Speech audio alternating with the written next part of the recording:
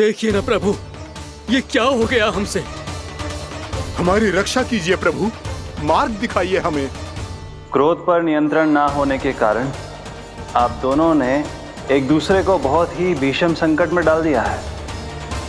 आप दोनों ही तपस्वी, तप के बल से दिए गए आपके श्राप को लौटाना भी संभव नहीं है। प्रभु कोई तो उपाय होगा, हम आपके शरण में हैं प्रभु। अपराध तो हमसे हुआ है प्रभु, पर अब आपसे ही आशा है। कुछ ऐसा कीजिए भक्त वत्सल, जिससे हम दोनों के श्राप का प्रभाव कुछ कम हो जाए। आप दोनों ही मेरे भक्त हैं, इसलिए आपकी पीड़ा का निवारण करने का एक उपाय है मेरे पास। वेद शिरामुनि, जब आप कालिया नाग बनेंगे तो आपको मेरे चरणों को अपने शीश पर धारण करने का सौभाग्य मिलेगा। और अश्र शिरामुनि, आप काग योनि होने के बाद भी आप श्रेष्ठतम ज्ञान और सर्वाधिक यौगिक सिद्धियों के स्वामी होंगे और प्रवचन दिया करेंगे। इसके बाद अश्वशिरा मुनि काक भुसुंडी बन गए, जिन्होंने आगे चलकर सेम गरुड़ देव को रामायण सुनाई। और मुनि वेदशिरा महर्षि कश्यप और देवी कत्रियों के पुत्र कालिया नाग बनकर जल में। और अब वही कालिया नाग जमराज में, जिनके कारण जानकी के प्राण लगभग चले ही गए थे। अब कालिया नाग को उचित स्थान पर भेजने का समय आ गया है बाबा। पर ये तो अच्छी बात है कान्हा, वेद शिरा मुनि को दिया हुआ तुम्हारा वचन भी पूरा हो जाएगा, जमुना जी की शुद्धि भी हो जाएगी। इस सब के बाद भी तुम दुखी क्यों हो? क्योंकि इसके बाद मैया के सामने मेरा रहस्य खुल जाएगा बाबा। उन्हें पता चल जाएगा कि उनका बालक कोई साधारण बालक ना है। भविष्य में जो होने वाला है उसे सबके सामने घटने से रोकना मेरे लिए भी संभव ना होगा। मैया को सब पता चल जाएगा। क्या पता चल जाएगा रे मुझे?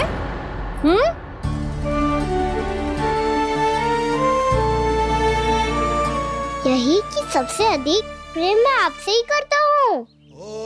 अब बस भी कर, चलो भोजन के लिए बुलाने आई थी तुम दोनों को। भूखा थोड़े ना रहने दूंगी अपने लल्ला को, मेरा लल्ला दुर्बल हो जाएगा ना। आप खिलाओगे तो ही खाऊंगा। हाँ ठीक है, मैं ही खिलाऊंगी। अब चल, आओ जी, चल।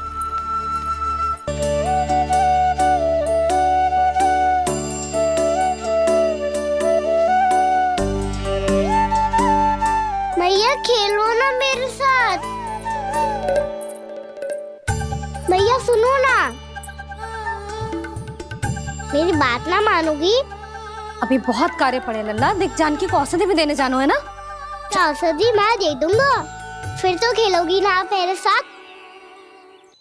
पिछले कुछ दिनों से अपनी मैया का अधिक से अधिक प्रेम पाने का प्रयास करो है कान्हा। इसका तो एक ही अर्थ हो सकता कि कछु बहुत बड़ो होने वालों है। कान्हा रुक जा लल्ला। कान्हा क्यों तंग कर रहा है? मैया को पहन लेना। कान्हा, कान्हा, ये क्या करो तूने?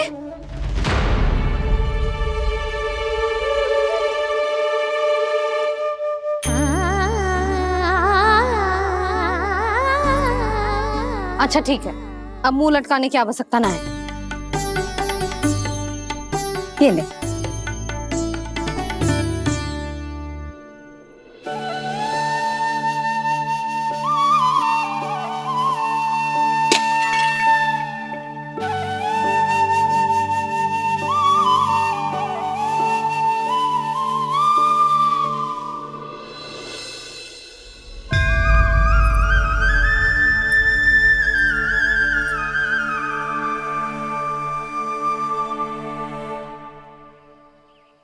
तंग करे मैया को खिंचाए, खेले रूठे मनाए, लीला अनोखी करके शरारत, कान्हा दंड भी पाए।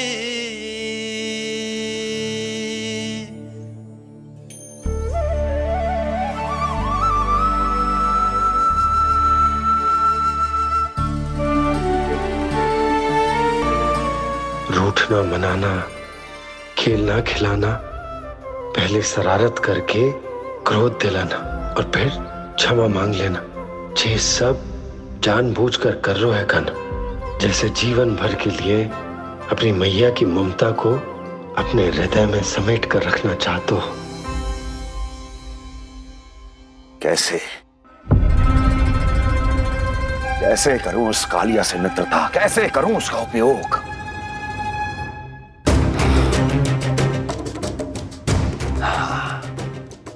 उस पर आक्रमण कर देता हूं और उसे किसी ना किसी तरह से यह विश्वास दिला देता हूं कि यह आक्रमण उस विष्णु अवतार ने किया है।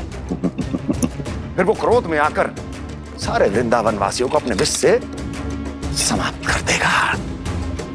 उचित है, ये उचित है। नारायण हरि, नारायण हरि।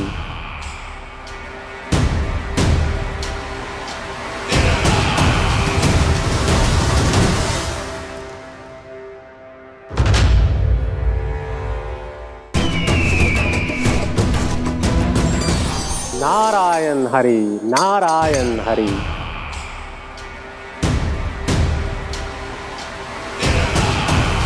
प्रणाम देवर्षि। किस योजना में कितना लाभ है और कितनी हानि, यह आंकलन करते करते थक गए होंगे मथुरा नरेश। देवर्षि, आज मेरा ध्यान कैसे आ गया आपको? आप तो सदैव ही मेरे ध्यान में रहते हैं महाराज कंस। सत्य तो यह है कि मथुरा में जो भी हो रहा है मुझसे छिपा हुआ नहीं है। मैं जानता हूं कि आप किसी भी असुर को वृंदावन क्यों ना भेजें, और वो असुर कितना भी शक्तिशाली क्यों ना हो, कृष्ण का सामना नहीं कर पाता। या तो पराजय स्वीकार करके आपके पास लौट आता है, या तो फिर वीर गति को प्राप्त हो जाता है।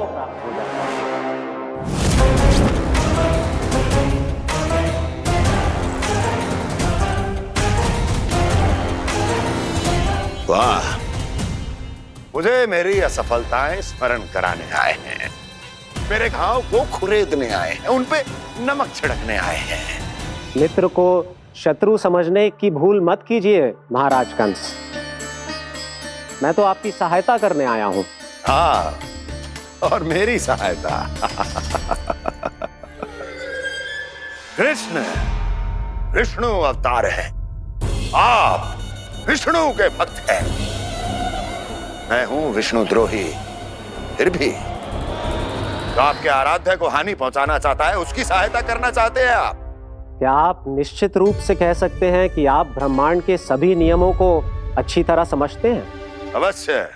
आपके लिए बस इतना ही जानना पर्याप्त होगा कि मैं जो कुछ भी कर रहा हूं उसके लिए मेरे व्यक्तिगत कारण हैं। मैं तो बस आपके हित में पिछली बार की तरह एक सुझाव लेके आया था, पर यदि आप मेरा सुझाव सुनना भी नहीं चाहते तो आपकी इच्छा।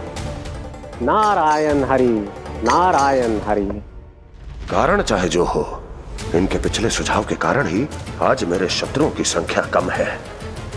अन्यथा मैं देवकी के अन्य पुत्रों को भी जीवित छोड़ देता, और आज वो सब अपने भाई के साथ मिलकर उसकी शक्ति को अनेक गुना बढ़ा देते।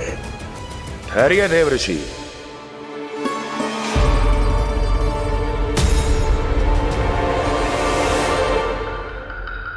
बताइए क्या सुझाव है आपके पास? मेरे सुझाव का नाम है कालिया नाग।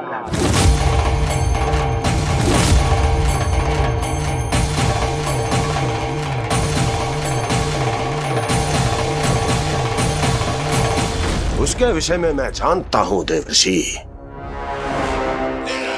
तो समस्या यह है कि मैं स्वयं उससे मिलने नहीं जा सकता, उससे भेंट नहीं कर सकता। उस कृष्ण की हत्या के लिए उसको वृंदावन जाने के लिए तैयार नहीं कर सकता। तो मत जाइए उसके सामने, और ना उसे भेजिए कृष्ण के सामने। हर बार आप किसी न किसी असुर को अपने शत्रु के क्षेत्र में भेजते हैं, जहां शत्रु उसका सामना करने के लिए पूरी तरह से तैयार होता है और आपका असुर मारा जाता है। इस बार शत्रु को युद्ध स्थल चुनने का अवसर मत दीजिए महाराज। इस बार योजना का जाल ऐसे बुनिए कि कृष्ण स्वयं उसके पास जाने के लिए विवश हो जाए। कालियानाग स्वयं काल है, मृत्यु का दूसरा नाम है। उसके विष का उपयोग अपने लाभ के लिए कीजिए महाराज। वैसे कालिया के विष की अधिकता का अनुमान तो होगा ही आपको।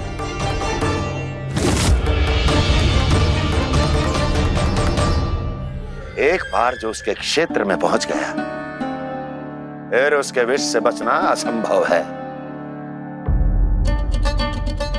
उचित सुझाव है देवर्षि, उचित सुझाव है।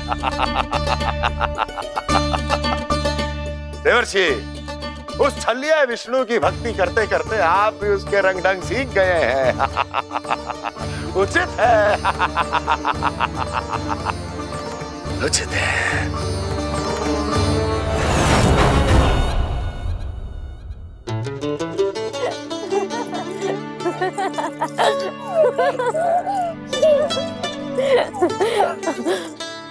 बस बस, बहुत आनंद ले लियो लल्ला। बस अब दूध पी ले। ठहर ठहर, गर्म है। जी ले ले।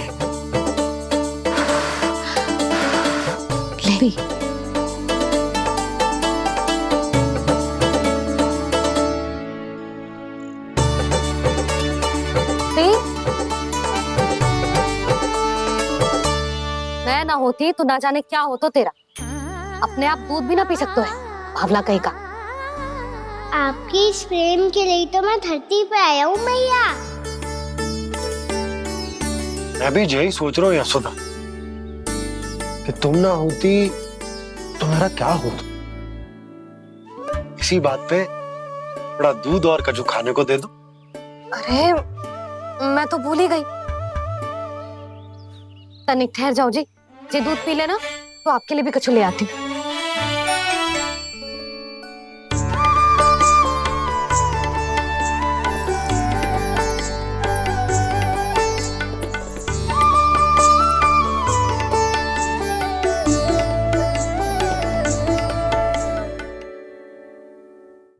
प्रणाम महाराज। आपकी आज्ञा के अनुसार बिल्कुल वैसा ही पत्र तैयार किया है जैसा आप चाहते थे।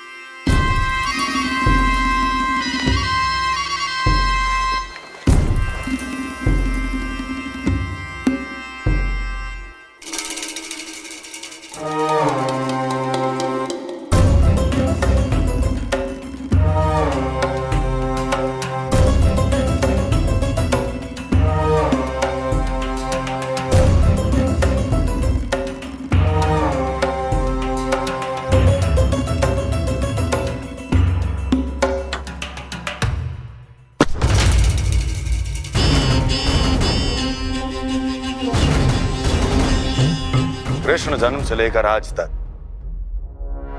ये मेरी सबसे महत्वपूर्ण योजना है। इसका सफल होना निश्चित है दूत, किंतु केवल वही करना जैसा मैंने कहा है। जाओ।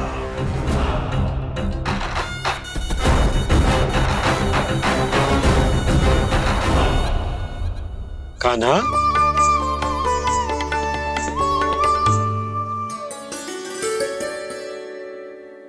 क्या होगा? बाबा मैं चाहता हूँ कि मैया की ममता क्रिस्टल फ्रेम की वर्षा मुझ पे सरते ऐसे होते रहे। वो तो होती रहेगी लल्ला। अपने लल्ला के लिए किसी मैया का प्रेम कभी कम हो सकता है भला? नंदराज, वो मथुरा से एक दूत आयो है महाराज कंस का राजपत्र लेके।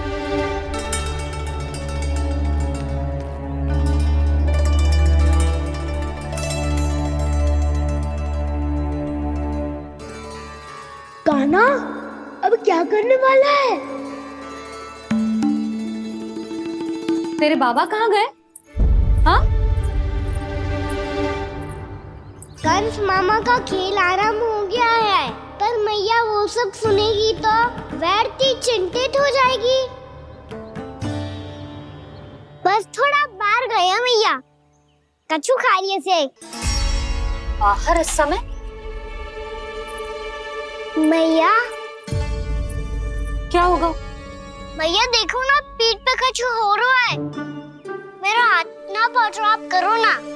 दिखा यहाँ।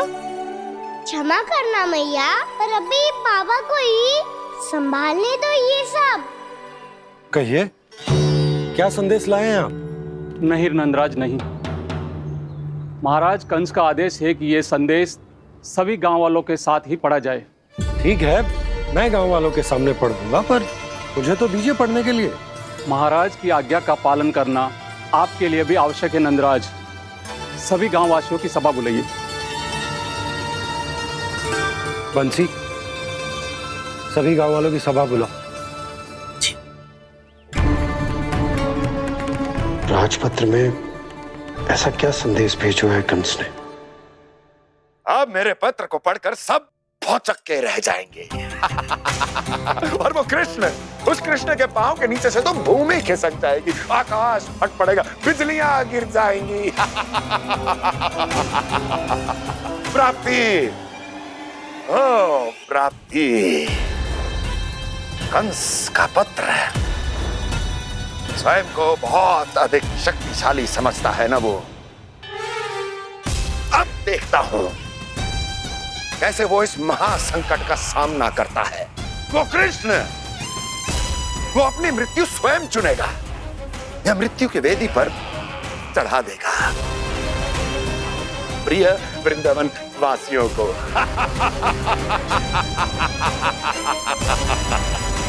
अब आएगा आनंद प्राप्ति, अब आएगा आनंद। सबको इकट्ठा करवा के ही पढ़वाएगो। अवश्य ही कोई विशेष संदेश दिया होगा कंस ने। मैं भी यही सोच रही हूँ सुलक्षणा जीजी, कछु ना कछु तो विशेष है, पर जे हो क्या सकता है? हाँ, बात तो सही है। ऐसा क्या हो सकता है? सभी गांव वासियों के सामने पढ़ा जाए, कछु तो विशेष अवश्य लग रहा है। बाहर तक कोलाहल क्यों हो रहा है?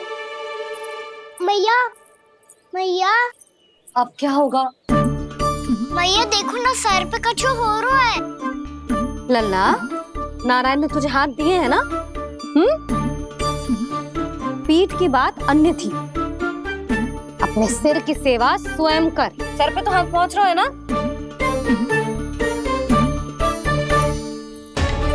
मैया सुनो ना, मैया देखो ना, तीव्र कर कछु हो रहा है।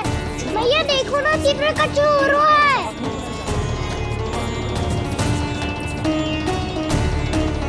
सब लोग आ चुके हैं, अपना संदेश सुनाइए आप। गोपराज नंद और सभी वृंदावन वासियों को सूचित किया जाता है कि मथुरा अधिपति और आप सभी के महाराज कंस ने कल सुबह भव्य पूजा का आयोजन किया है। इसके लिए राज्य को वृंदावन के क्षेत्र के निकट यमुना नदी के मध्य में खिलने वाले 1 कोटि कमल के पुष्पों की आवश्यकता है। इसीलिए आप सभी को यह आदेश दिया जाता है कि ये सभी कमल के पुष्प प्रथम पहर से पहले राजसभा में पहुंचा दिए जाए। तो सारे वो भी प्रथम पहर से पहले कैसे हो सकते हैं? यदि आप ऐसा करने में असफल रहे तो इसे राज आज्ञा का उल्लंघन माना जाएगा और राजद्रोह के आरोप में आप सभी को कड़े से कड़ा दंड दिया जाएगा। स्मरण रहे, यदि कल की पूजा में इन 1 कोटि कमल के पुष्पों का ना पहुंचने के कारण कोई व्यवधान आया तो समस्त वृंदावन वासियों को दोषी माना जाएगा और पूरे गांव को निवासियों सहित धूल में मिला दिया जाएगा। कल प्रथम पहर तक का ही समय है आप सबके पास।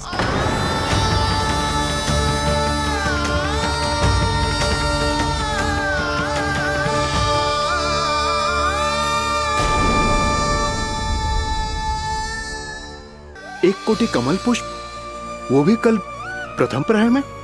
ऐसे कैसे संभव है? और कोई साधारण पुष्प ना, यमुना नदी के मध्य खिलने वाले विशेष कमल के फूल चाहिए उन्हें। लेकिन यमुना नदी में तो कालिया नाग ने विष घोल के रखा है, तो फिर कैसे हो पाएगा? यह असंभव है। हमारी मृत्यु का संदेश भेजा राजा कंस ने। सदैव की भांति इस समस्या पर भी गांव के बड़े ही विचार करेंगे। बालकों का यहाँ होना उचित ना है।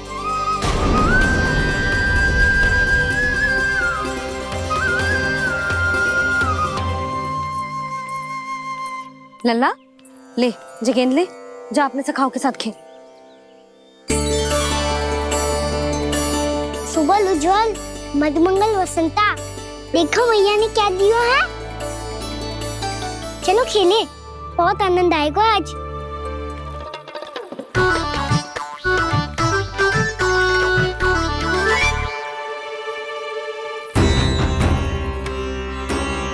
भानु, बंसी, जाओ और शीघ्र ही वो घेरे का कार्य समाप्त करो।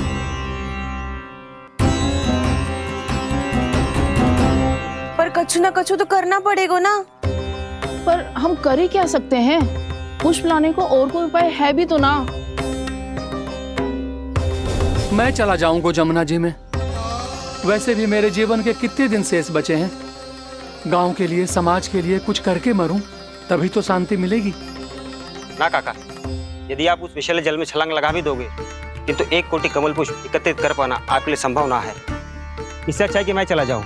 यदि मैं मर भी गया तो मेरे पीछे रोने वाला कोई ना है। किसी को कहीं जाने की आवश्यकता ना है। गोप नरेश होने के नाते ये मेरा कर्तव्य है कि मैं आप सबकी रक्षा करूं। नंदराज, आपको जाना है तो जाओ। हरिया, काका, भैया सब चले जाओ। लेकिन आपको पता है वहाँ का जल कितना विषैला है।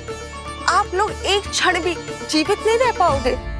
फिर कैसे इकट्ठा करेंगे 1 कोटि कमल पुष्प? आप बात तो सही कह रही हैं शांति। उस दुष्ट कंस ने ऐसी मांग रख के हम सबको फंसा दिया। हम में से कोई भी क्यों ना चला जाए और इस संकट का समाधान ना निकले को। कान्हा, बताना कौन सा खेल खेले? गेंद पकड़ खेलते हैं, पर एक बात सुन लो सब, कोई भी तीव्र गति से ना फेंकेगा गेंद को। मैया ने स्वयं बनाई है मेरे लिए। सब तैयार हो?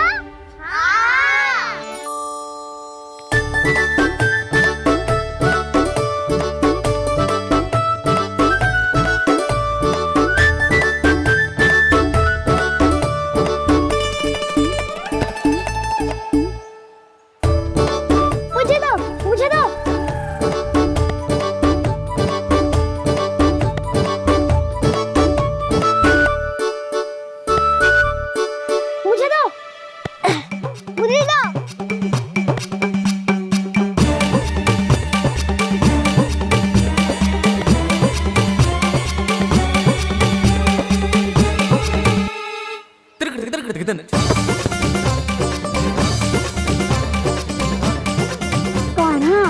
इतनी धीरे से फेंकेगो तो कैसे आनंद आएगो?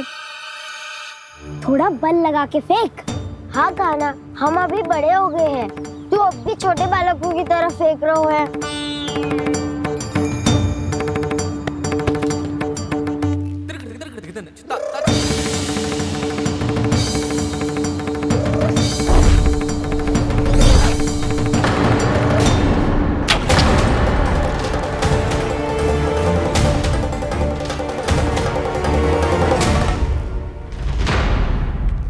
दीदी जी क्या करो कान्हा?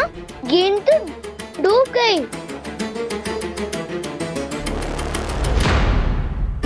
अच्छा, तो ये सब इसकी योजना का भाग था ताकि ये कालिया का सामना कर पाए।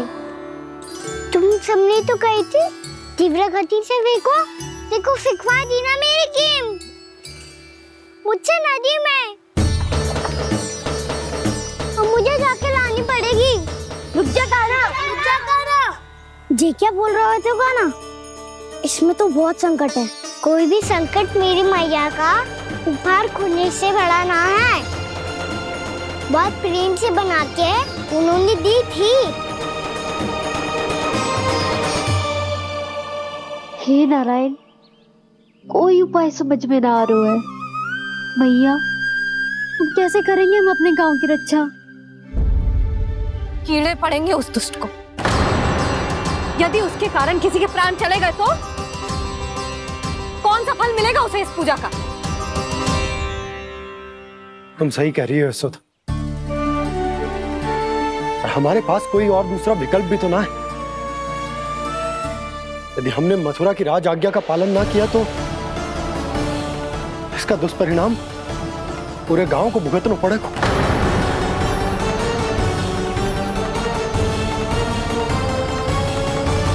कान्हा,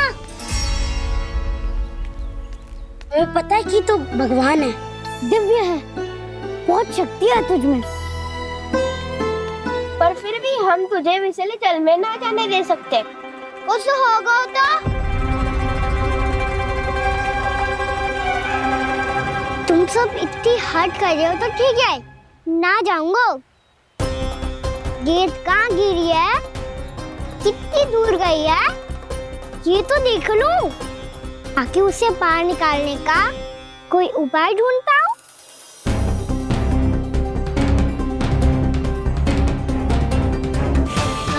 हाँ।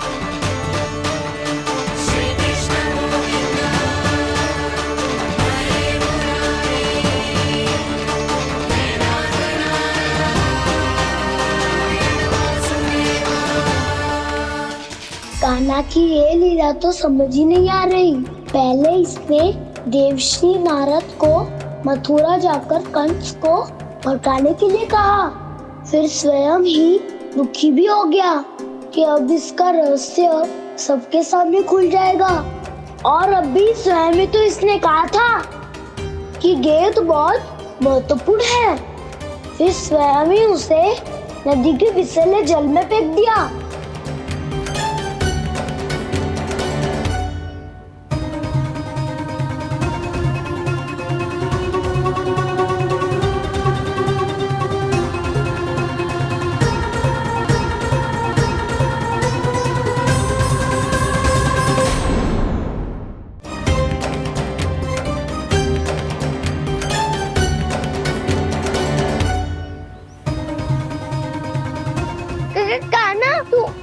ऊपर क्यों चढ़ रहा है?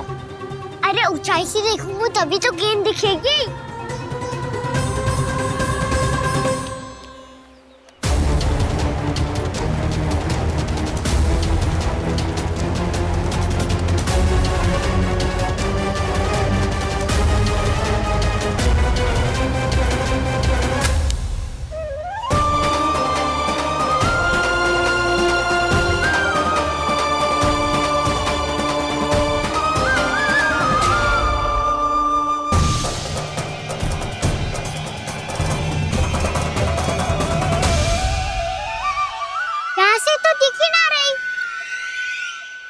वहीं से फेंकी थी ना? ना, वहाँ से फेंकी थी। कहाँ से? नहीं कहना वहाँ से। समझ ना आ रहा, ठीक बताना कहाँ से फेंकी थी?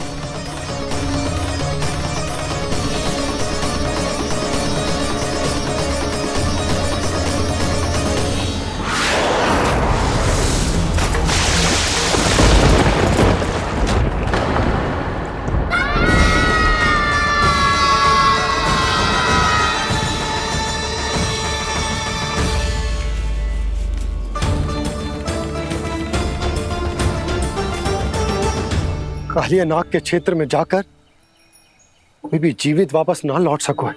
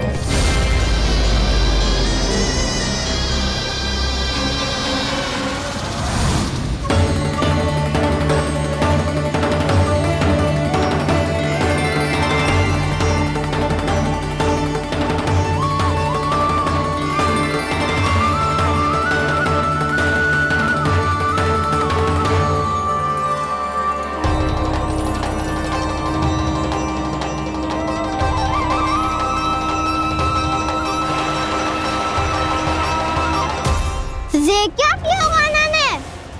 कालिया नाग तो उसे देखते ही निकल जाएगा।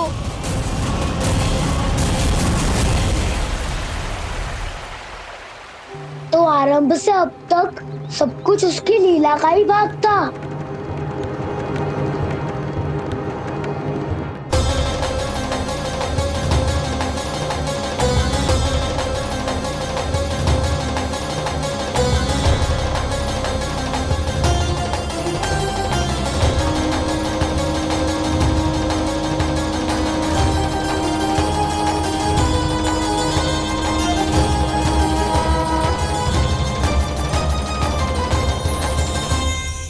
इतना सुंदर रूप, मन मोहने वाली मुस्कान, अद्भुत तेज और भगवान जैसी दिव्यता।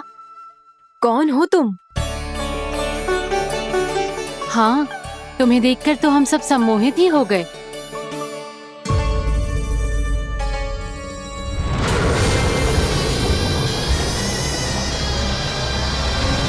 तुम जो भी हो बालक, वापस लौट जाओ।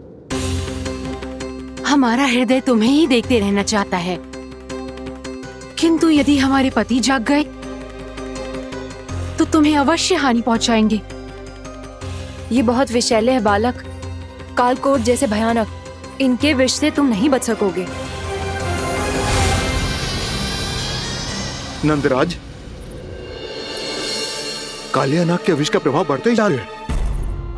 पहले 8 कोस तक उसके विष का प्रभाव था, अब तो 1 योजन से अधिक क्षेत्र में फैलो है। जल पीने के प्रयास से अनेक पशु मारे गए हैं और नदी के निकट के वृक्ष और वनस्पति सब नष्ट होने लगे।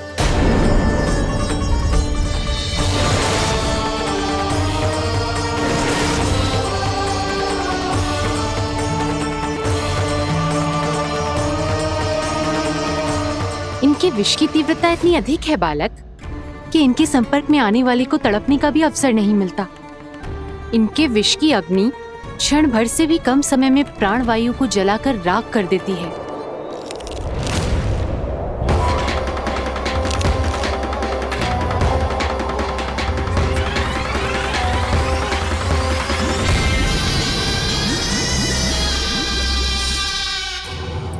तब तो समस्या और भी गंभीर हो जाएगी। मैंने तो सुनो है कि कालिया नाग कम से कम 2 योजन लंबा है, सैकड़ों फन है उसके।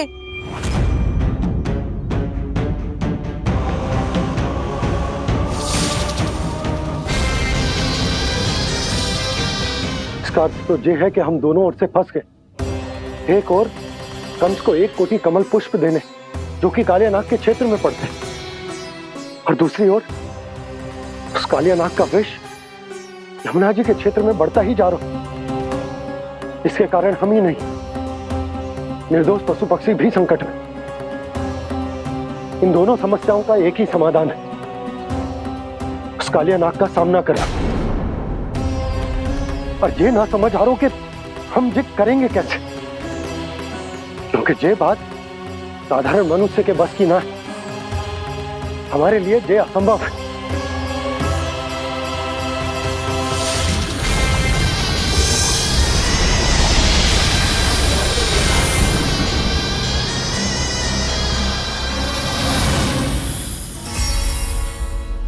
अब तो तुमने अपनी आंखों से भी देख लिया बालक, ये कितने विषैले हैं।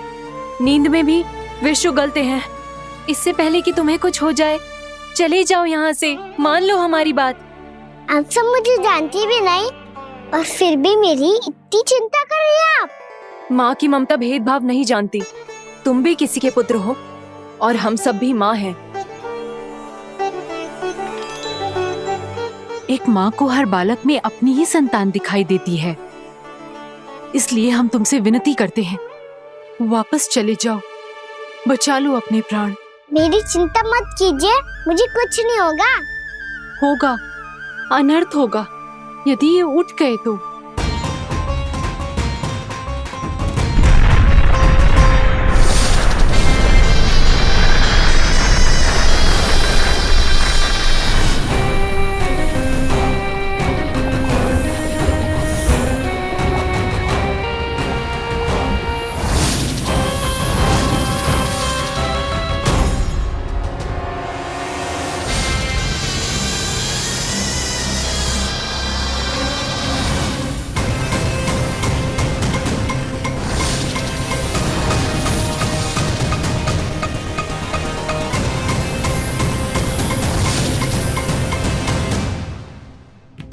सामने होते हुए भी अपने इश्क को केवल वही देख सकता है जो अपना अभिमान त्याग चुका हो। पर पूर्व जन्म में मेरा भक्त होने के नाते मेरा सत्य स्वरूप देख पाने में मुझे इसकी सहायता करनी चाहिए।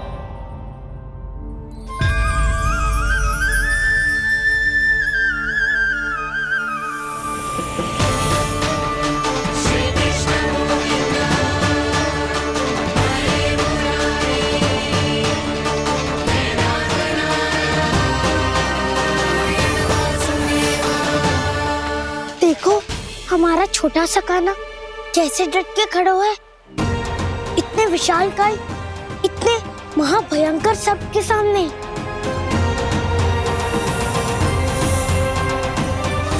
ये कोई भगवान नहीं है जो इसके सामने हाथ जोड़ रही हो तुम सब।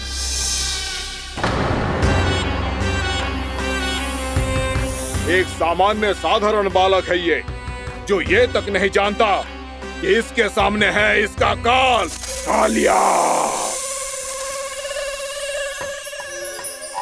तू कौन है बालक? मेरे इतने निकट आकर भी तू जीवित कैसे है? मेरी नहीं, अपनी चिंता करो कालिया। बहुत मनमानी कर ली तुमने। अब बस मैं तुम्हें रोकना हूँ। अब बस मैं तुम्हें रोकना हूँ। मैं तुम्हें रोकना हूँ। बित्ते भर का है तू, मेरे विष के बारे में जानता ही क्या है? और कहता है मुझे रोकने आया है। किससे? किससे रोकना चाहता है तू मुझे?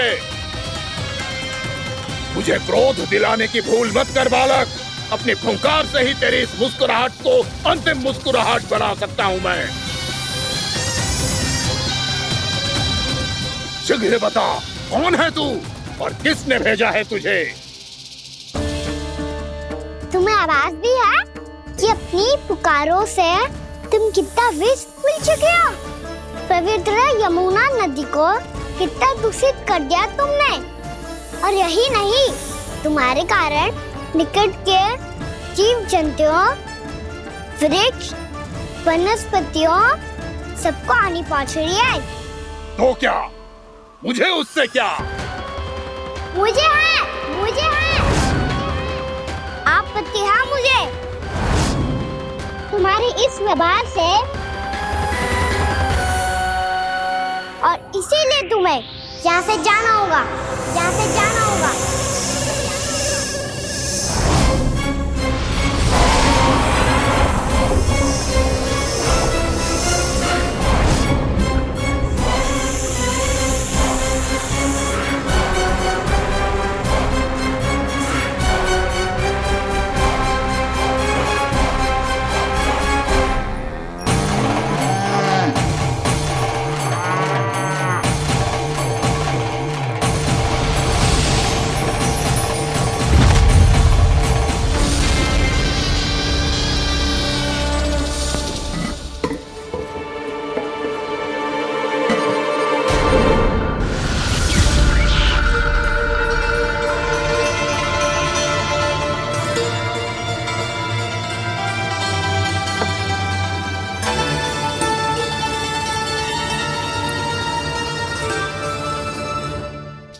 मुझे आदेश देने का साहस भी कैसे किया तूने? इस क्षेत्र को मैंने अपना राज्य बनाया है, मेरा परिवार रहता है यहाँ, और तू मुझे यहाँ से जाने के लिए कह रहा है? हाँ, क्योंकि तुम्हारे यहाँ रहने के कारण अन्य जीवों को हानि हो रही है, और मैं ऐसा नहीं होने दे सकता। मैं तो बस वही कर रहा हूँ जो एक सर्प का स्वभाव है। विष फैलाना स्वाभाविक है मेरे लिए, इसलिए मुझे चुनौती मत दे बालक। चुनौती तो मैं दे चुका हूँ कालिया। अब तो बस तुम्हें स्वीकार करनी है।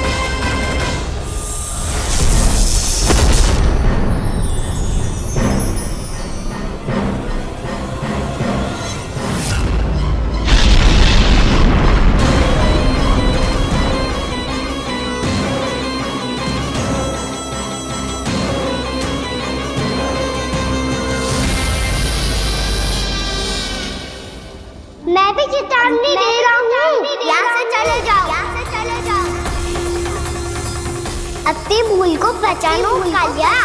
तुम जो कर रहे हो अनुचित है।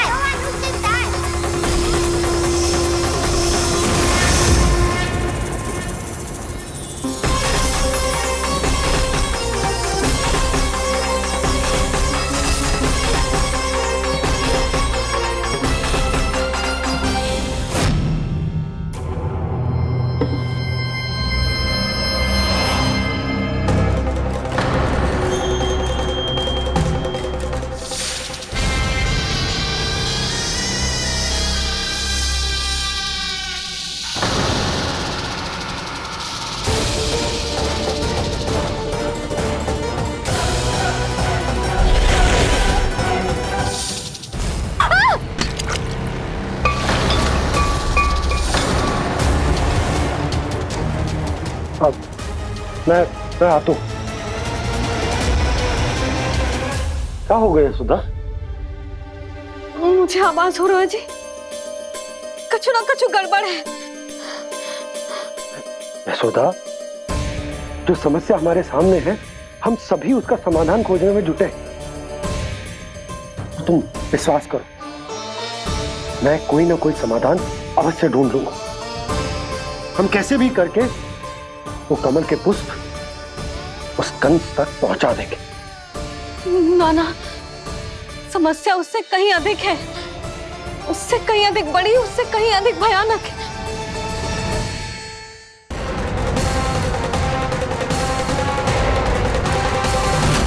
विस्की ये बूंद से ही सबके प्राण चले जाते हैं। इसने तो विस्की धारियां फेंकी है खाना पे। कान्हा कैसे बच्चे को अधिक विष से? इसका विष तो क्या, ये सर स्वयं भी छू तक नहीं पाएगा हमारे कान्हा को।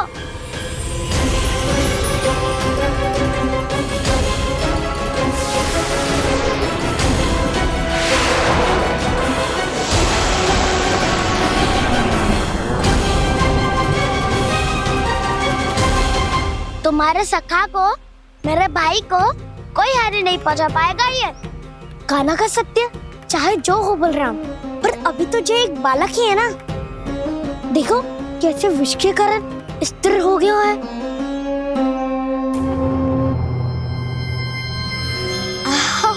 हाउ सर्फ ने कितनी आसानी से अपनी पूंछ से बांध लिया है। मुझे यहाँ से भगाना चाहता था ना तू? अब मैं तुझे दिखाऊंगा अपना सामर्थ्य।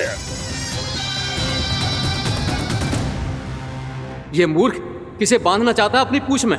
उन्हें जिनका विस्तार सारे ब्रह्मांड में है, या उन्हें जो स्वयं अनंत है? पर देवराज, प्रभु ऐसा करने ही क्यों दे रहे हैं कालिया को? आप सब भूल रहे हैं देवगण, कालिया पूर्व जन्म में प्रभु का बहुत बड़ा भक्त था। उसी भक्ति का फल मिल रहा है अब इसे। वैसे भी भक्तों के मन का भाव सबल हो तो भगवान तो सहज ही बंध जाते हैं।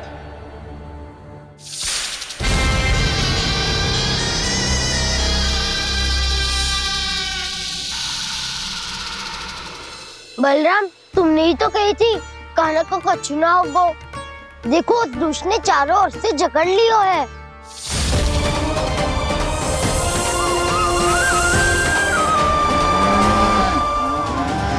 ये क्या कह रही हो तुम? जसोदा जी, क्या हुआ? घबरा क्यों रही हो आप? सुलक्षणा, मुझे आभास हो रहा है कुछ बहुत बड़ी अनहोनी हो गई है। नंदराज, नंदराज, नंदराज!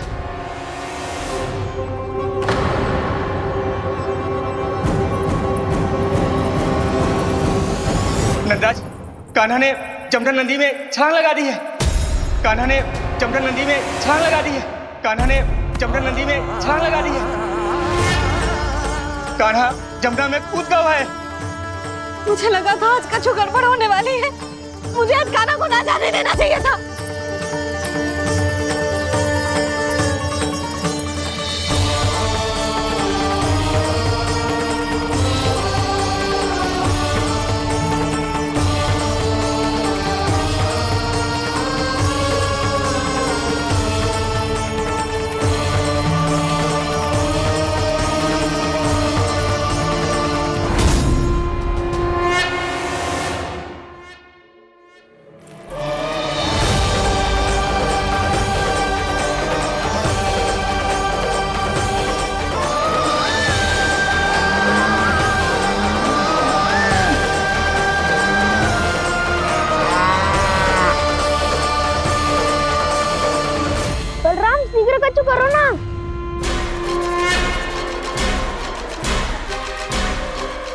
कुछ भी करो पर कान्हा को बचाओ। नाग बहुत भयंकर है, कान्हा अकेले ना संभाल पाएगा इसे।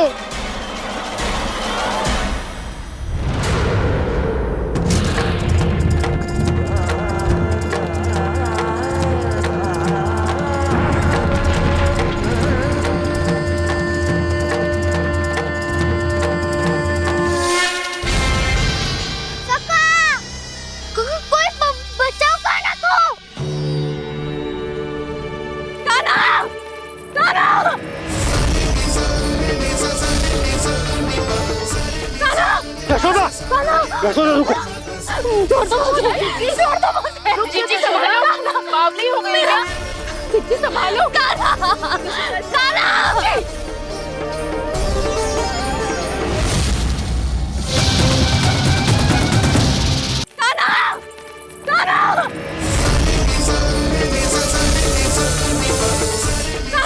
यशोदा, यशोदा रुको। छोड़ दो मुझे, छोड़ दो मुझे। जीजी संभालो, बावली हो गई क्या? जीजी संभालो। कान्हा, कान्हा। देखो अब कैसे तुम्हारे अस्थियों को तोड़कर छोटे छोटे टुकड़ों में बदल दूंगा मैं।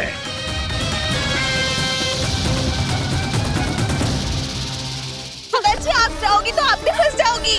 अपने लल्ला के लिए मैं किसी भी संकट का सामना करने के लिए तैयार हूँ। छोड़ो ना यशोदा, हमें कोई और उपाय खोजना पड़ेगा। कोई और उपाय? आप देख ना रही मेरा कान्हा किस दशा में है। कान्हा मैया के वश में नहीं है, नहीं तो ये अपने लल्ला के लिए साक्षात काल का भी सामना कर ले। ये तो केवल कालिया नाग है। हे नागराज, आप मेरे प्राण ले लो पर कान्हा को छोड़ दो। ना नागराज, आप मेरे प्राण ले लो, मैं विरोध भी ना करूंगी। ना नागराज, आप मुझे मार दो पर मेरे कान्हा को छोड़ दो। ना ना ना ना नागराज, मेरे प्राण ले लो, हमारे कान्हा से क्या शत्रुता है आपकी? प्रभु के लिए जो प्रेम यशोदा मैया के हृदय में है, वही इन सभी गोपियों के हृदय में भी है।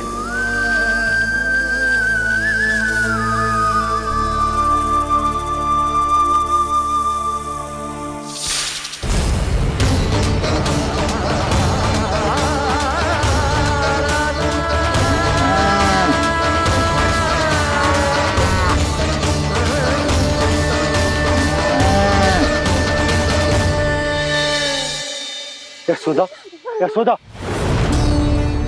देखो इन गोपियों को, इन गैयाओं को, इन सब के मन में भी तुम्हारी भांति ही ममता भरी हुई। वो सब भी कान्हा से उतना ही प्रेम और स्नेह करती है, उतनी ही ममता से भरी हुई है जितनी कि तुम। तो तुम ही सोचो, जिसके साथ इतनी ममता और इतना स्नेह, इतना प्रेम, उसका कोई क्या कर सकता है? उस कालिया नाग का वेश इस सब आशीर्वादों के सामने कछु ना है। कछु करो जी। उसे बोलो वो मेरे प्राण ले ले, मेरे कान्हा को छोड़ दे। यशोदा,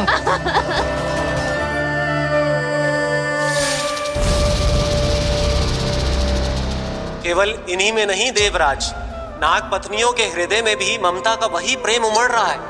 देखिए। मैं आपके हाथ जोड़ती हूँ स्वामी, इस बालक को छोड़ दीजिए। ये अवश्य ही कोई दिव्य आत्मा है स्वामी। हम आपसे विनती करते हैं स्वामी, इस नन्हे बालक को हानि मत पहुंचाइए स्वामी। मेरी पत्नियां मेरे ही शत्रु के लिए विनती कर रही हैं। अब यदि इसके पक्ष में एक शब्द भी कहा तुम सबने, तो मैं इस बालक से पहले तुम सबके प्राण ले लूंगा। हो रहा प्रसन्न नाग कालिया, विजय को निश्चित जान। रोते बिलखते व्याकुल सब संकट में देख कान्हा के प्राण।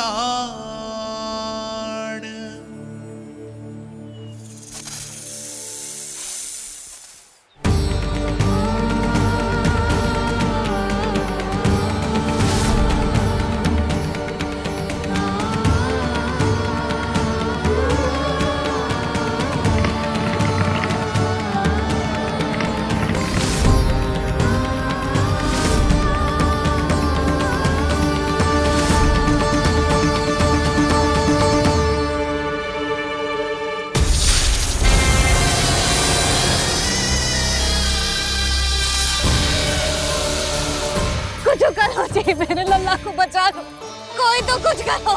जीजी संभालो जी। यशोदा, यशोदा तुम शांत हो जाओ, मैं कान्हा को वापस लेकर आऊंगा, मैं रक्षा करूंगा उसकी। ना नंदराज, नंदराज नहीं, कम से कम आप तो समझो नंदराज, कालिया के पास आप जाओगे तो आप भी फंस जाओगे।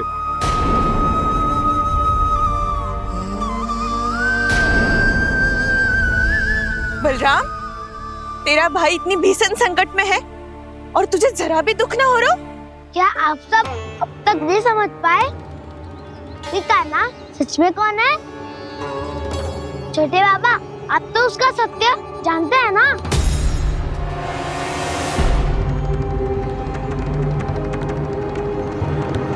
मानता हूँ कि आप सब कान्हा के रहस्य के बारे में नहीं जानते, पर क्या उसके जन्म से आज तक घटी एक से बढ़कर एक विचित्र घटनाओं को भी भूल गए हैं आप सब? भूल गए हैं कि कैसी पूतना जैसी राक्षसी उसका कुछ बिगाड़ नहीं पाई, कैसे तरनावती जैसा भयानक राक्षस उसे एक खरोच भी नहीं दे पाया था।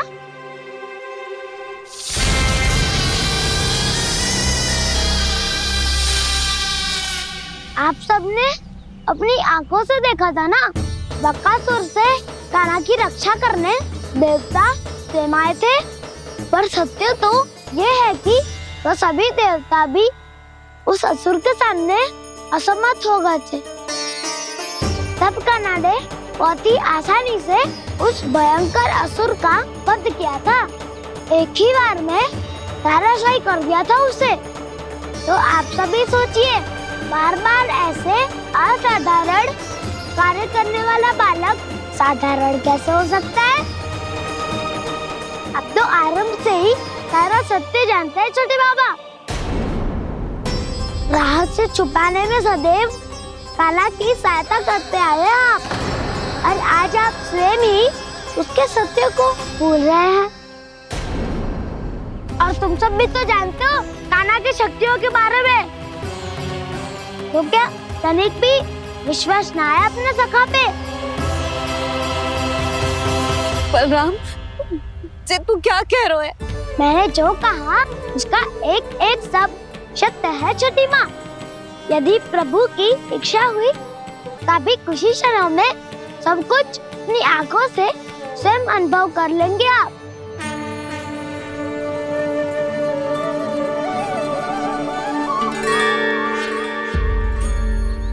शांताकारं भुजगशयनं पद्मनाभं सुरेशं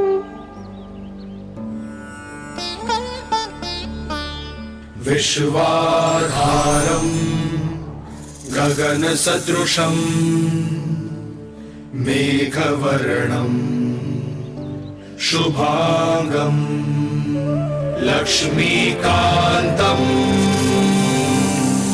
कमलनयनं योगी वीरध्यानगम्यम्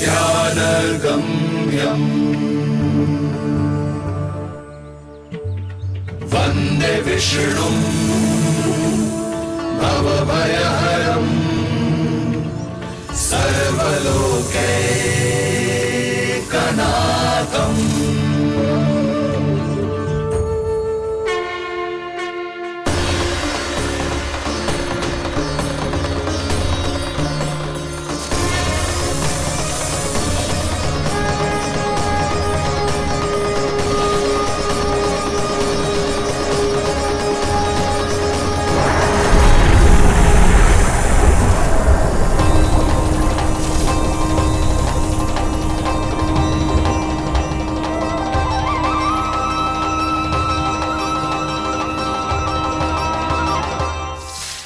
लगता है बालक कि तू मेरी जगत से निकल गया तो अब बच जाएगा तू?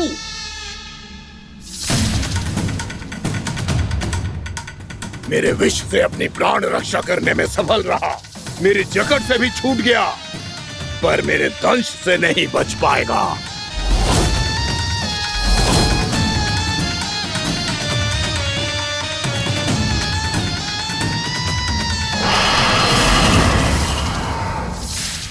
अब भय से भाग रहा है, पर मैं तुझे मृत्यु देकर रहूंगा।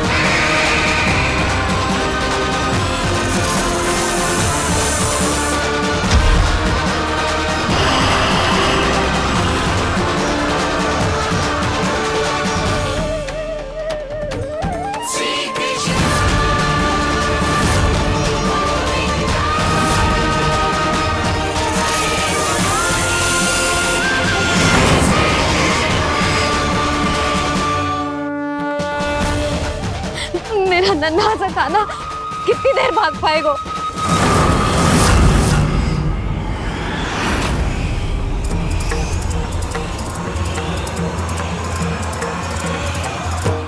और कितनी प्रतीक्षा करोगे मेरी भक्त कालिया? भक्त नहीं, काल हूं मैं तेरा। जब अहंकार का मुकुट बुद्धि को ढक लेता है तो भक्त अपने भगवान को भी नहीं पहचान पाता।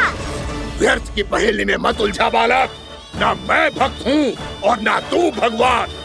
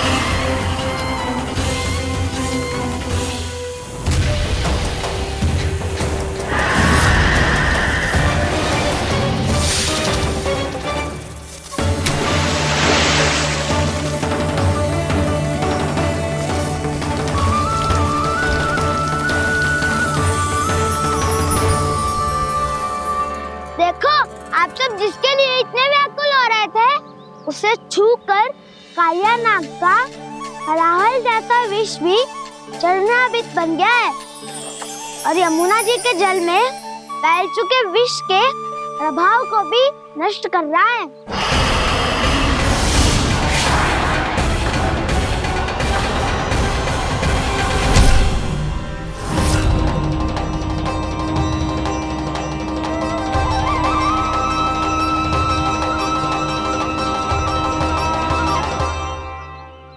धर्म रक्षक, अधर्म विनाशक प्रभु श्री कृष्ण का कौशल सचमुच अद्वितीय है।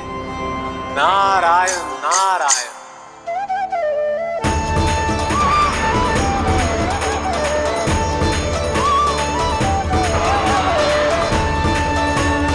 मेरा भार तुम्हारे भीतर के अहंकार का प्रतीक है कालिया। अब तुम्हारा अहंकार, तुम्हारा अभिमान मेरे पाँव के नीचे है और तुम्हारी पूंछ अर्थात तुम्हारे प्राण मेरे हाथ में। अब तुम क्या करोगे भक्त?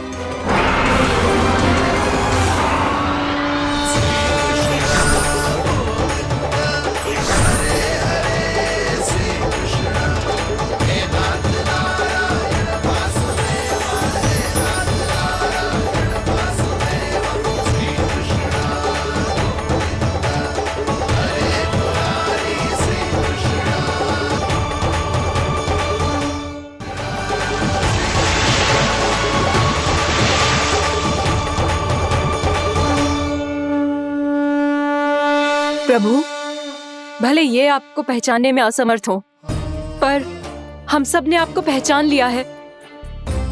हाँ प्रभु, एक भक्त होने के नाते और एक अर्धांगिनी और माँ होने के नाते मैं आपसे इनके प्राणों की भिक्षा मांगती हूँ।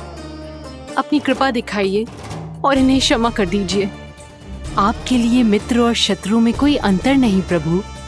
उसी तरह आपकी कृपा और दंड में भी कोई अंतर नहीं।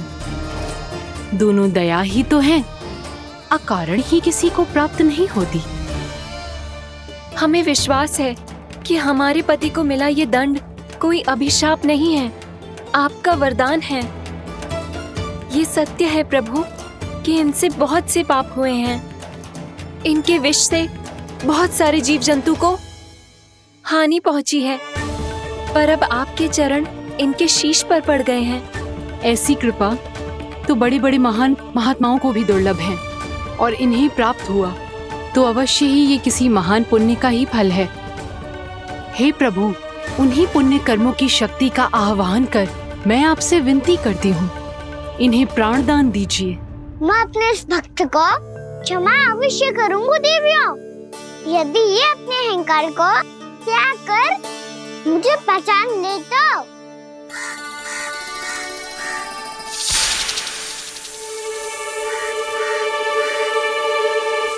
मैं तुम्हें श्राप देता हूँ, जितनी विषैली तुम्हारी जिह्वा है उतने ही विषैले सर्प बन जाओ तुम।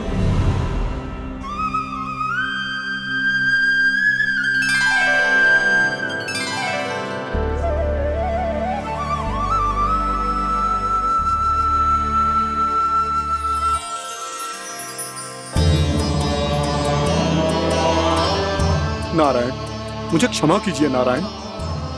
मैं तो आपका परम भक्त था, किंतु मैं आपको पहचान नहीं सका। इसका दंड तो मुझे मिलना ही था, किंतु मैं अब प्रायश्चित करना चाहता हूं। इसके लिए यदि आप मेरे प्राण भी ले लेंगे तो भी मुझे कोई दुख नहीं होगा। मैं अपना जीवन, मृत्यु और अपना अस्तित्व सब कुछ आपको समर्पित करता हूं। तुम्हें तुम्हारे क्रोध के कारण श्राप मिला, जिसे विशाल सर्प के रूप में तुम्हारा जन्म हुआ, और सर्प का तो स्वभाव है विष फैलाना। इसीलिए तुम्हें दंड नहीं दूंगा मैं, सिर्फ सभी अपराधों का पश्चाताप कर लिया। इसीलिए मैं तुम्हें क्षमा करता हूँ कालिया।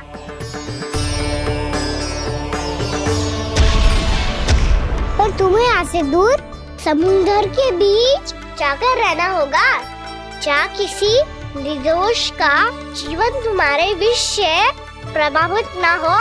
मैं चाहकर भी आपकी इस आज्ञा का पालन नहीं कर सकता।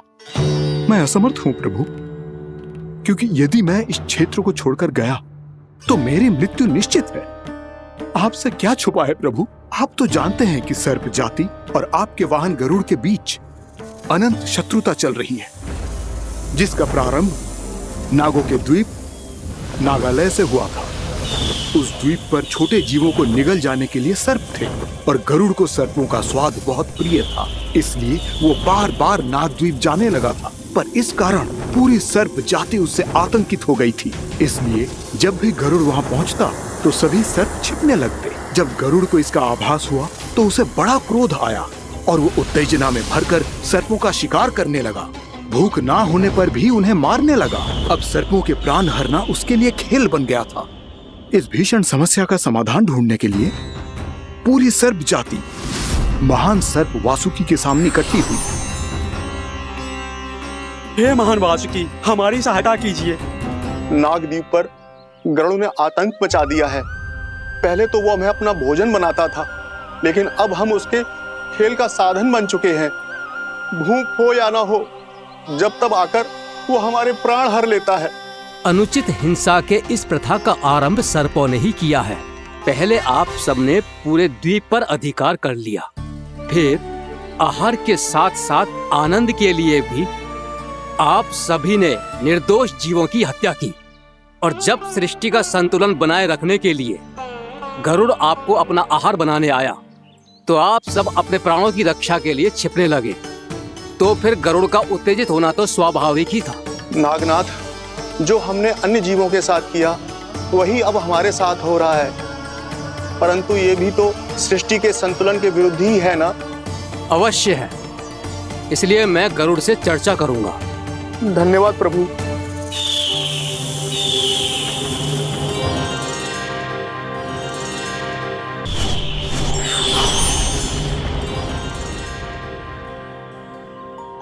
श्री नारायण के वाहन पक्षीराज गरुड़, मैं संपूर्ण सर्प जाति की ओर से आपसे एक निवेदन करने आया हूँ। कहिए, क्या कहना चाहते हैं आप? हे पक्षीराज, यदि आप हम पर ऐसे ही आक्रमण करते रहे तो शीघ्र ही हमारी प्रजाति समाप्त हो जाएगी। इसीलिए हमारी आपसे विनती है, यदि आप उचित समझें तो सर्पों के किसी एक घर से हम आपको एक सर्प प्रतिदिन अर्पित करेंगे। आप उसको आहार बनाइए और अन्य सर्पों को जीवित रहने का अधिकार दीजिए। मुझे स्वीकार है। तब से प्रतिदिन किसी एक घर से एक सर्प गरुड़ के भोजन के लिए भेजा जाने लगा। समय के साथ मेरे घर की भी बारी आई, परंतु मैंने एक बहुत बड़ी भूल कर दी। समय आ गया है स्वामी, आज गरुड़ के आहार के लिए इसे चुना गया है। कौन है यह गरुड़ और क्यों दूं मैं इसे कोई भेंट? स्वामी, सभी सर्प राज्यों और गरुड़ के बीच में यही समझौता हुआ है, हमें इसका सम्मान करना ही होगा। मैंने कोई समझौता नहीं किया, मैंने कोई वचन नहीं दिया और ना ही मैं किसी गरुड़ से भयभीत होता हूँ। यदि इस राज्य में किसी को सर्पों को अपना आहार बनाने का अधिकार है तो वो केवल मुझे है। अब से गरुड़ को दी जाने वाली हर भेंट मुझे दी जाएगी, महाविषधारी महान नागराज कालिया को। यह और कुछ नहीं, मेरा अभिमान था प्रभु, और ये मेरे इस जन्म की सबसे बड़ी भूल थी, क्योंकि फिर जब गरुड़ को इस बारे में पता चला तो। कालिया, अभिमान में आकर तूने अपने काल को ललकारा है। जिस कालिया के नाम में ही काल छिपा है, तू उसे ललकारने का दुस्साहस कर रहा है। गरुड़ स्वयं को भगवान विष्णु का वाहन कहता है, तो वाहन का ही कर्म कर। स्मरण रख, इस धरती के सर्वश्रेष्ठ योद्धाओं के लिए भी मैं मृत्यु का दूत हूँ। विनाश काले विपरीत बुद्धि। तुझ जैसे मूर्ख सदा इस युक्ति को सार्थक करते आए हैं। अपने विनाश को आमंत्रण किया है तो अब भोग।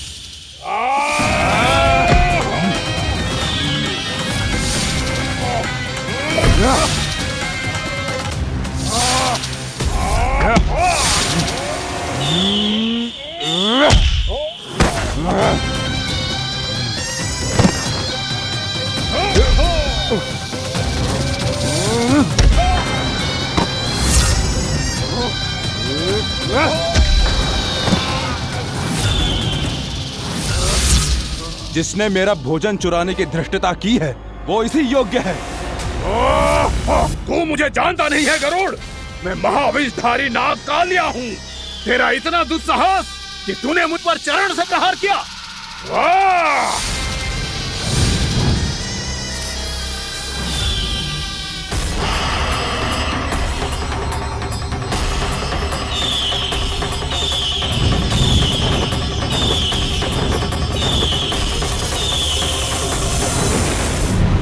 मैं अपने अभिमान में भूल गया था कि गरुड़ मुझसे कहीं अधिक शक्तिशाली है।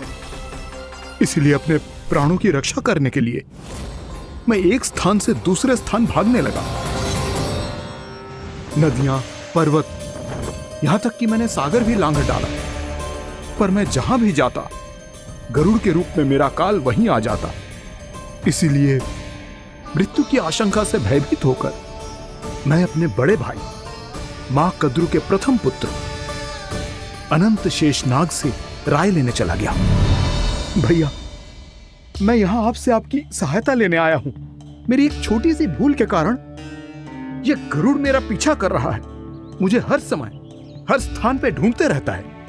यदि उसने मुझे ढूंढ लिया तो वो निश्चित ही मेरे प्राण ले लेगा। मुझे कोई ऐसा स्थान बताइए जहां मैं अपनी पत्नी और अपनी संतानों के साथ शांति से रह सकूं। तुम यमुना नदी के किनारे वृंदावन क्षेत्र में जाके वास करो कालिया। गरुड़ वहां प्रवेश नहीं कर सकता, क्योंकि उसे ऋषि सोबरी का श्राप मिला हुआ है।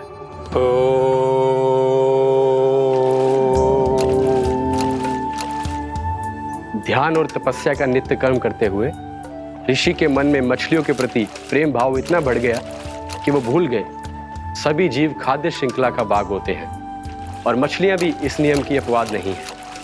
उन्हें मछलियों की अटखेली इतनी अच्छी लगने लगी कि वो इस क्षेत्र के मछुआरों को भी मछली पकड़ने की अनुमति नहीं देते थे।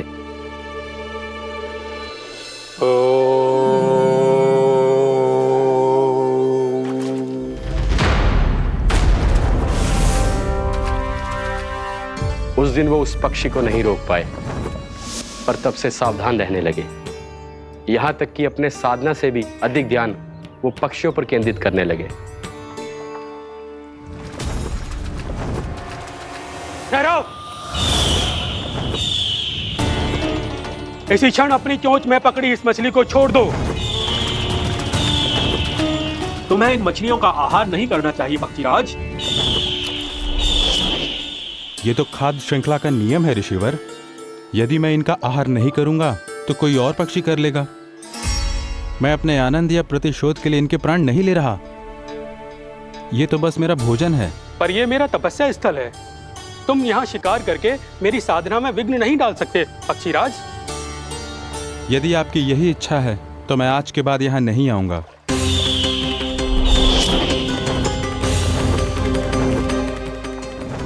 पर आज ये मछली मेरे आहार के रूप में पकड़ी जा चुकी है।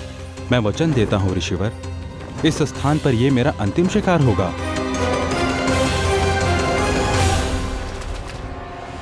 आज के बाद यदि तुमने वृंदावन की निकट उड़ान भी भरी तो तुम सैकड़ों टुकड़ों में फटकर मारे जाओगे पक्षीराज। ये मेरा श्राप है।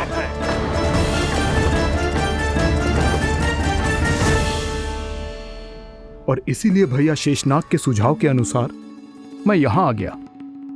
पर अब यदि मैं कहीं और जाऊंगा तो मेरे प्राण नहीं बचेंगे प्रभु। निश्चिंत रहो कालिया, अब से गरुड़ तुम्हें कोई हानि नहीं पहुंचाएगा। अब तुम्हारे फनों पर मेरी पक्षिंग बन गए कालिया, इसीलिए अब से तुम्हें गरुड़ से कोई भय नहीं होगा। निश्चिंत होकर अपने परिवार के साथ गहरे समुद्र में चले जाओ और सुख से शांति से निवास करो। पर ध्यान रहे निर्दोष जीवों को हानि ना पहुंचे। आपने मुझे जीवन दान दे दिया प्रभु, इस उपकार से मैं कृतज्ञ हूँ प्रभु। आदेश दीजिए, मैं आपकी सेवा कैसे करूं? तुम्हारे जल क्षेत्र से 1 कोटि कमल पुष्पों को लेने की अनुमति दे दो कालिया। यह मेरी सेवा होगी प्रभु। ये तो मेरा सौभाग्य होगा।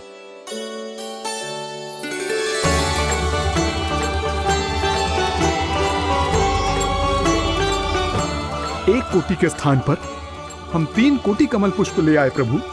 मैं तुम्हारी सेवा भाव से प्रसन्न हुआ कालिया। रमणक द्वीप पर चले जाओ ताकि तुम्हारे कारण फिर कभी किसी निर्दोष जीव को हानि ना पहुंचे और न ही तुम्हारा विष मेरे प्रिय यमुना नदी के जल को दूषित कर पाए। मैं तुम्हें आशीर्वाद देता हूँ। आज यहाँ मेरे द्वारा तुम्हें दिए गए इस आदेश का स्मरण जो भी भक्त करेगा और प्रातः काल और संध्या काल में इसका उच्चारण करेगा, उसे फिर कभी किसी संकट से कोई भय नहीं होगा। ये स्थान अब से कालाकुंड के नाम से जाना जाएगा। यहाँ पर स्नान करने वाला और देवताओं को इस क्षेत्र से जल का अर्घ्य देकर प्रसन्न करने वाला भक्त यदि मेरा स्मरण करके पास रखेगा तो वो अपने सभी पापों से शीघ्र ही मुक्त हो जाएगा।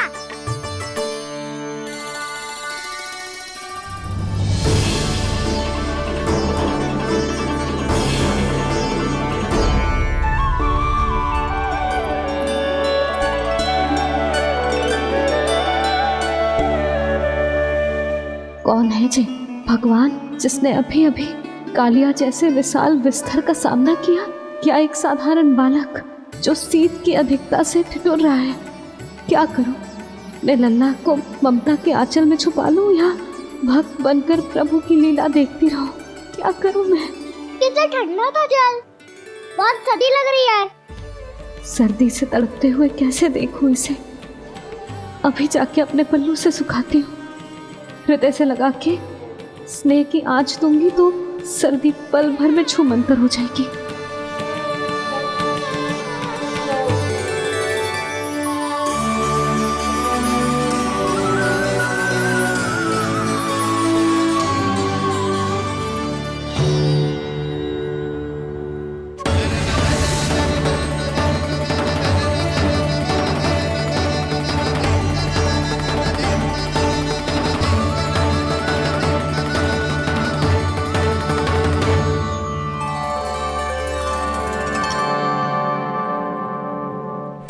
मेरी आवश्यकता ना है इसे, ये तो सच्ची में भगवान ही है जिसकी ठंड दूर करने के लिए स्वयं द्वादश आदित्य प्रकट हो गए हैं।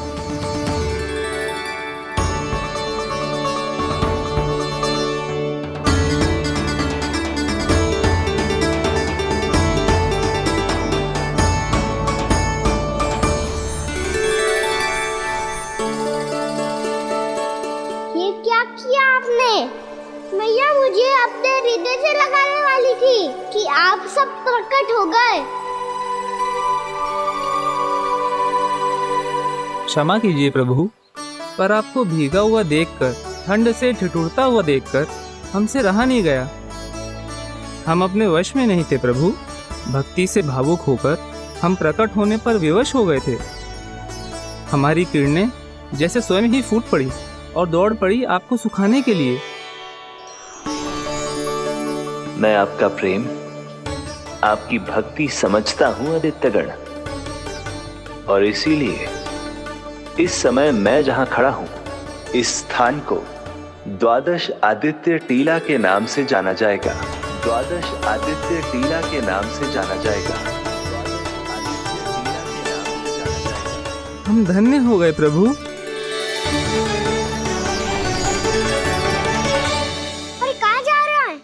जो गड़बड़ किया है उसे सुधारिए तो सही। प्रभु आज्ञा दीजिए।